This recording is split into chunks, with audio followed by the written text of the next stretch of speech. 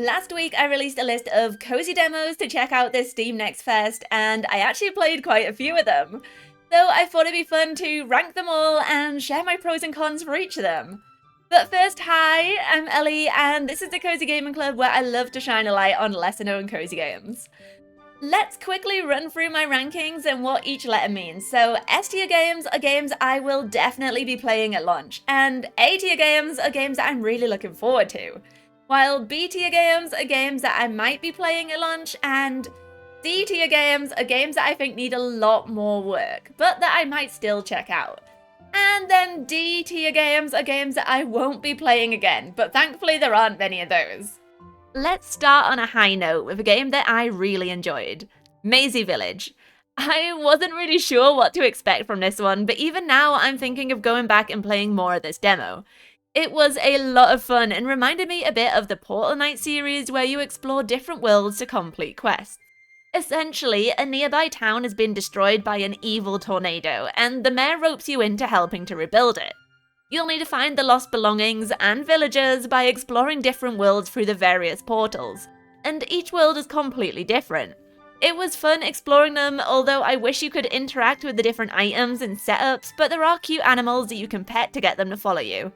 The name Mazey Village comes from the fact that you need to complete a maze in order to reclaim each missing item.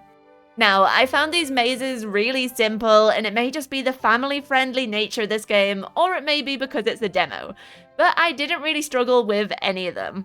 But you still get the rewards for doing them, and you can also get rewards for completing quests for the various characters, which usually comes in the form of cute cosmetics for your character. The only cons I really had for this demo was that the villagers sprinting around everywhere were a bit off-putting, and I got stuck on a few of the plants and decorations. And also the volume mixing could use a little tweaking. But on a whole, I thought this was a great demo and a really good introduction to the game, so I'm gonna give this one an S tier. This next one I was really excited for, but it didn't quite hit the mark. Dancing with Ghosts is a wholesome story about a teenager who has recently lost her parents. While struggling with the grief, she befriends a ghost that only she can see, and together they head on a journey of healing and self-discovery. The heartwarming plot of this one was touching, especially the way the minigames reflected her depression. I also loved the unique waterside setting and the cute art style. It was also surprisingly funny, with humour injected into the dialogue and the way the characters interacted, bringing some lightheartedness to the overall plot. However, I will say I had some issues with the dialogue. For starters, it jumps in and out often during the cutscenes, which can be a little bit jarring. I also wasn't sure about the voice acting. I can't put my finger on what was wrong with it, but it just didn't sound right to me. Watch my food for me, okay?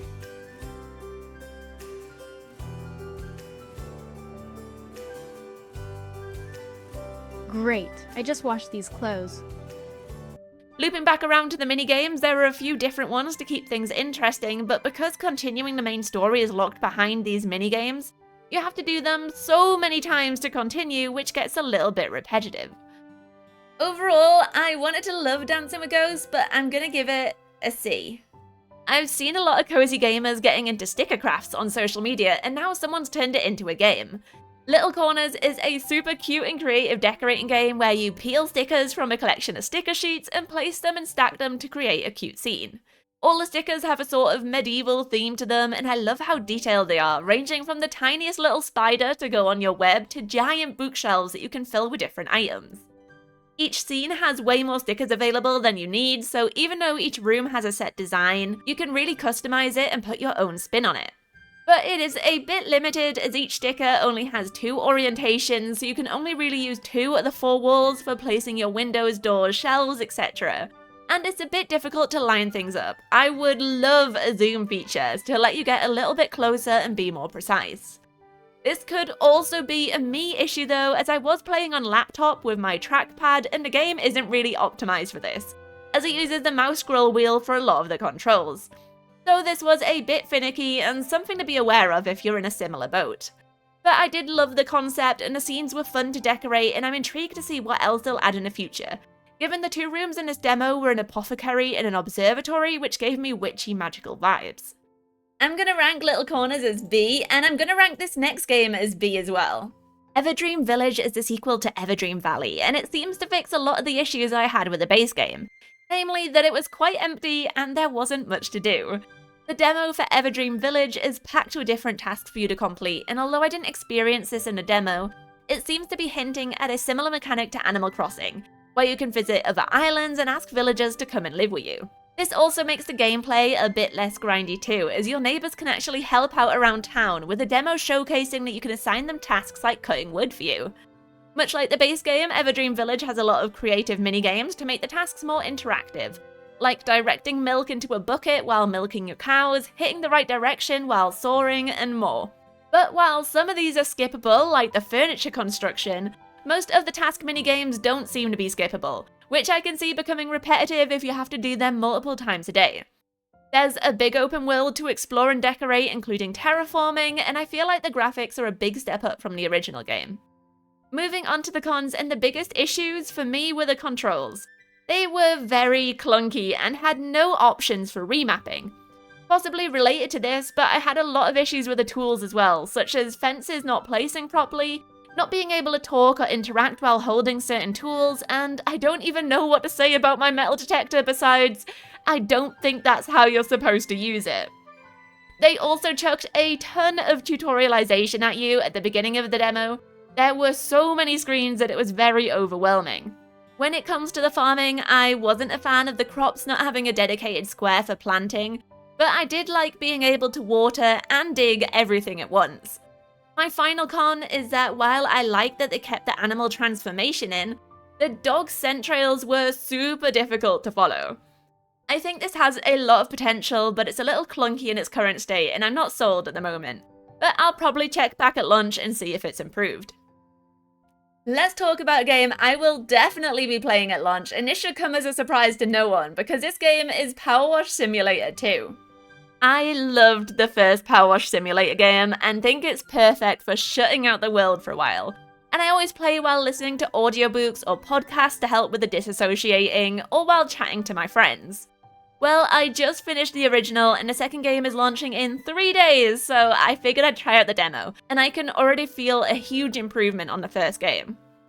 For starters, the levels feel way more interactive. In the first game, you were usually just cleaning the exterior things, like the garden cottage, the witch's house, and the fairground. But the first 2 levels I played of the demo are already improving on this, with a van you can go inside of, and a public toilet that has multiple layers, as in it actually moves and reveals more to clean. This is kind of similar to the merry-go-round where you had to turn it on in order to finish it, but I already love how much more creative this is. They've also tweaked the tools to let you change the tool, the length of your nozzles, and the soap more easily. Plus, the soap is just a huge improvement on the first game. One big change for Powerwash Simulator 2 is that you now have a home base that you can share with your friends and decorate, and also you have cute cats that you can look after and pet. I'm just so excited to play the full release of this. It's definitely an S tier for me. We've just done an S tier, so let's talk about a game that I was really excited for that ended up being a massive disappointment. Carefully Stamped is a cute postcard designing game from the dev team behind Lost But Found and Shipping, and honestly, I'm starting to get a little concerned about this developer and the quality of their recent game releases. But I had high hopes for this game because I loved Sticky Business. My immediate thought while playing this demo is that it's the polar opposite to some of the other demos on this list, in that there were no tutorials. It just chucks you straight in and expects you to work out what to do, which wasn't too difficult as it's very similar to Sticky Business in terms of mechanics, but some things just weren't explained at all, like how to buy new decorations. Or it may be that you just can't do that in the demo, but this was never explained either. The key part of this game, designing the postcards, was fun, although I found that the different elements that you could use were quite limited. And some of them were massive and you couldn't resize them small enough to use in your scene. If you're playing in story mode, I also found that the customers would give you strange combinations, and they were very repetitive as well. The requests I got on day 2 were the same as day 1, which wasn't very interesting. There is a creative mode though, where you can just design whatever you want, but that wasn't really appealing to me as I like a bit of structure. I also found the menus a bit difficult to navigate, and some of the categories didn't make sense. Overall, it was just a negative experience for something that I was really excited about, so this is going in the D tier. Honestly, I'd recommend just playing Sticky Business instead. Let's pick things up after that with another great demo, and this one is called High Times. This is a conversation sim like Coffee Talk or Tavern Talk, but instead of brewing drinks or coffees, you're serving delicious donuts. And I'm not joking about the delicious. These look so drool-worthy, and I cannot wait to see what they add in the future. I played about an hour of the demo and only had vanilla and sprinkles unlocked, so I'm excited to see what other flavours they add for the full release. But they've added a very Scott Pilgrim twist to High Times, where you need to deal with both your regular customers and your exes. It's incredibly over the top, with bright and colourful animations, comic cutscenes, fantastic voice acting, and lots of characters to get to know. It's definitely got its own character and style, and it's not afraid to show it. I like that you can design your character, which is something you don't often see in a game like this, and overall I'm intrigued to play more and wonder how long the full game will be. Having said that though, I do have a few cons for this one, most of which are probably just demo quirks, but sometimes the voice acting would cut out and there'd just be silence. The settings could also use a little work as well, as I wanted to turn the music volume down a little bit and could only turn it off as it was already all the way down. And I couldn't customize the mouse sensitivity, which made it a little hard to decorate the donuts. It was also one of the only demos with controller support, but I did find it a little difficult to select things in the menu on controller. But it is better than no controller support at all. Also, just a little warning for those that aren't into this, but it does get a little raunchy at times depending on your dialogue choices. Overall, a very fun demo though, and I'm gonna rank it A. I've got quite a few B tier games on this list, so let's run through them quickly and talk about why they didn't get a higher rating. Starting with Fractured Library. Now, I was quite surprised by this one, and I have a feeling that the final version of the game is going to be very emotional, akin to Rakuen or A Rise a Simple Story. That's just the vibe that's giving me in this demo, but it's a very short demo, and I don't think it explains the overarching story super well. From the Steam page, the plot seems to be that you get lost in a storm and find yourself a shelter in the form of a mysterious library. But it may not be a true shelter, as the magic is running havoc and the librarian in charge needs your help. To do that, you'll have to venture into different story realms to solve puzzles and collect crystal fragments, and the demo focuses on one of those stories. As I mentioned before, it is a very emotional demo, and I do wonder if every side quest will be as hard-hitting. In terms of gameplay, it's very light. You're essentially just wandering around collecting stuff, and while it was a demo, it felt like it was very linear and hard to go astray. It may be a bit too light on gameplay for me, but I'll probably check it out at launch to see what it's like. Kambulin is very similar to Fractured Library, where the gameplay is quite light, essentially walking from left to right, while the plot and dialogue is doing a lot of the heavy lifting. It's got an interesting story where you play as a nomad who's part of a larger group of travellers, who have pitched their tents near a city and temple. As you play through the demo, you discover your grandma is a guardian for the temple and helps to balance the magic there, and you'll be training to take on the same task. But the demo quickly takes a turn with mysterious undertones, including a trip to the city that no one is willing to talk about, a terrible fire, and a gross misuse of magic that sends you to a world unlike your own. The game is so different to other games I've played in the past, and it's really the beautiful pixel art that's doing a lot of the heavy lifting for this one. The plot was interesting, but it's very story heavy with not much else to do. There were a few mini-games thrown into the mix, but honestly they seemed a bit redundant and I'm not sure why they were there. I also felt that, given how text-heavy it was, they could have used an easier-to-read font, as while the pixel font matches the art style, it's not the easiest to read and it progresses so slowly. I'm very intrigued about how the demo ended for this one though, so for now it's gonna join Fractured Library in B, as is the Abbess Garden. This is another farming sim. Well, kind of. Rather than taking over a farm from your grandparents, in the Abbess Garden you're charged with caring for a private abbey garden. It's a small space for you to nurture, and the act of planting seeds and tracking the development of the plants and their stages in your journal is a nice change to other farming games. It's also got a historical setting and a lot of court drama and politics to navigate. After discovering a mysterious book in the garden, you uncover a dangerous spy plot you'll need to carefully navigate, deciding who to trust and who not to. I will say that to me this felt more like a visual novel than a farming sim because the dialogue is so much heavier than the actual gardening, but you also have no choices to make, so you're essentially just reading constantly. There was also a lot that happened off screen, like gathering evidence, that I would have loved to be able to carry out myself as a way to break up the dialogue. Now this is just a demo, so this may change in a full game, but for now it's a B. We're down to our final 4 games, of which there are 2 A's and 2 C's. So let's start with our first A, which is Piece Together. This game is a cute scrapbooking puzzler with a deeply moving narrative story hidden behind the bright colours and cute stickers. I was impressed by how much emotion they were able to convey through simply writing a letter and scrunching it up a few times. But while the story is good, the real selling point is the scrapbook elements and how interactive they are. Each page has a new interactive element to discover, whether that was cutting out magazine clippings, choosing the right elements for the page, or receiving messages.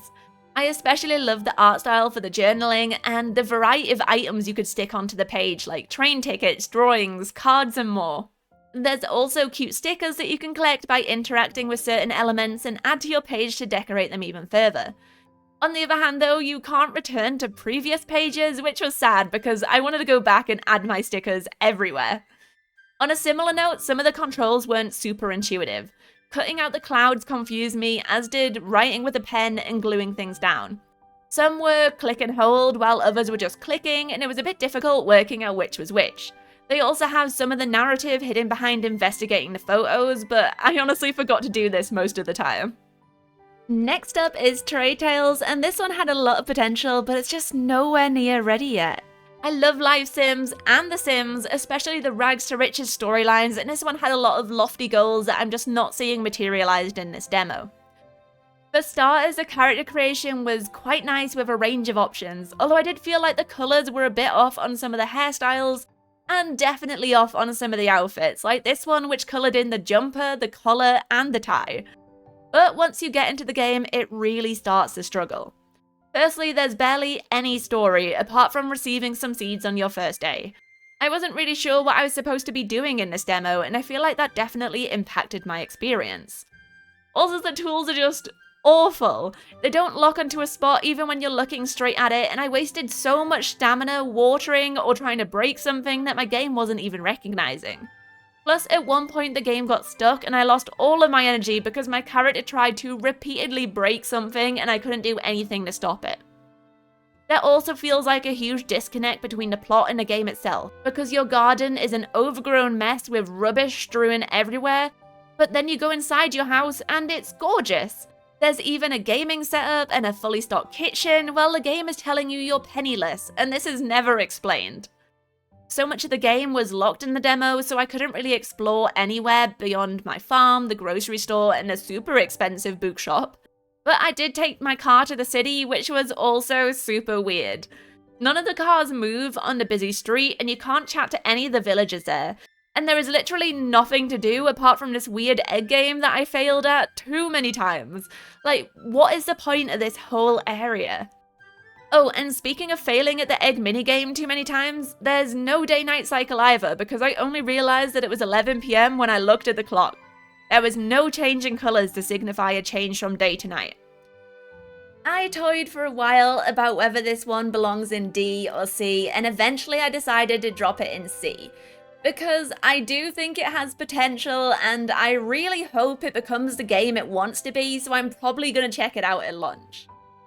Our penultimate game is Wolf with Inn, which is a bit of a darker cozy management game where you run an inn for a devilish character. This one has a lot of potential, and I like the magical aspects of this world filled with demons, mermaids, and werewolves, of which you are one yourself. Your days will essentially be made up of collecting ingredients and running the inn, alongside learning more about your new wolfy nature and how to control the beast inside. I feel like this is a recurring theme of this video, but the minigames were the biggest drawback for me. Each plant you collect has a different minigame, and there's no way to skip them, so you need to do them a million times to collect all the ingredients you need to make your stews, beers, and whatever else you want to sell at the inn. I did like the fun inventory management storage space though, so you have to think about the items you collect and where to put them. The character art as well is really detailed, and overall the game reminded me a lot of Traveller's Rest, but with more of a story to guide you, which is definitely something I need personally. I think it still needs a fair bit of work though, so it's gonna go in C2, which means we're finishing on a high with Adorable Adventures in A. If I'm being honest, I didn't really have high expectations for this one, but I'm glad to say I was pleasantly surprised. It was incredibly cute because you play as this little boar running around exploring a national park, and you have to search for your brother using your sense of smell. But lots of other smells overwhelm your senses, so you also have to search them out and work out what they are to eliminate them. It was much more full on than I was expecting, especially when you take into account all of the little optional side quests in each area, like finding the photograph spot and picking up litter and knocking over cans, to name just a few. I really love this one, and I can't wait to find out more, and it worked surprisingly well on my laptop, which was the biggest surprise given the beautiful graphics. So those are all the games I played this Steam Next Fest and my final ranking for them, but please let me know which demos you played and if you'd recommend them. Thank you so much for watching, and I hope to see you next video. Bye!